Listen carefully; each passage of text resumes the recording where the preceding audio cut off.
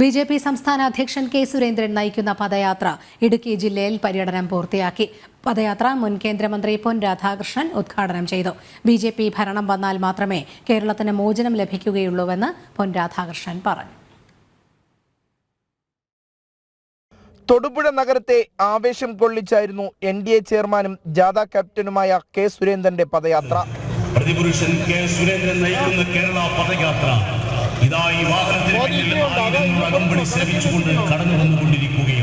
പദയാത്ര ഉദ്ഘാടനം ചെയ്ത മുൻ കേന്ദ്രമന്ത്രി പൊൻ രാധാകൃഷ്ണൻ ഇടതുപക്ഷ സർക്കാരിന്റെ അഴിമതികൾ എണ്ണിപ്പറഞ്ഞു.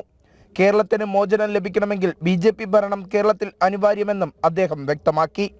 കേരളത്തിൽ இருக்கக்கூடிய அத்தனை மக்களுக்கும் மதத்தை கடந்து மொழியை கடந்து இங்கு வாழ்கின்ற எல்லா மக்களுக்கும் பாரதிய ஜனதா கட்சி ஆட்சிக்கு வந்தாக வேண்டும்.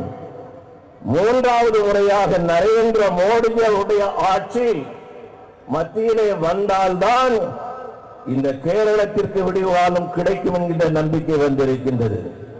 ഇടുക്കിയിലെ ജനങ്ങൾക്ക് പട്ടയം കിട്ടാത്തതിന് കാരണം പിണറായി സർക്കാരിന്റെ കഴിവുകേടാണെന്നും കയ്യേറ്റത്തിലൂടെ CPM നേതാക്കൾ പിടിച്ചെടുത്ത പാർട്ടി ഓഫീസുകൾ ടൂറിസ്റ്റ് ഹോമായാണ് പ്രവർത്തിക്കുന്നതെന്നും സുരേന്ദ്രൻ ആരോപിച്ചു. ഇടുക്കിയിലെ പാവപ്പെട്ടവർക്ക് ഇനിയും പട്ടയം കിട്ടിയിട്ടില്ല. 10,000-കണക്കിന് ആളുകൾക്ക് പട്ടയം ലഭിച്ചിട്ടില്ല. കേരള സർക്കാരിന്റെ പിടിപ്പുകേടുകൊണ്ട് ഇടുക്കിയിലെ കർഷകന് ഒരു രക്ഷയുമില്ല.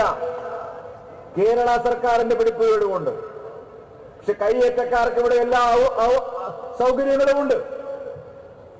ഞാൻ ചോദിക്കട്ടെ, ഇടുക്കിയിലെ മൂന്നാറിലെ പാർട്ടി ഓഫീസ് CPM-ന്റെ എങ്ങനെയാ? ഇന്ത്യയിൽ എവിടെയെങ്കിലും ഒരു പാർട്ടി ഓഫീസ് ഒരു ലക്ഷറി ടൂറിസ്റ്റ് ഹോമായി പ്രവർത്തിക്കുന്നുണ്ടോ? നാളെ പദയാത്ര ചാലക്കുടി ലോക്സഭാ മണ്ഡലത്തിൽ പര്യടനം നടത്തും. ജനം, ഇടുക്കി.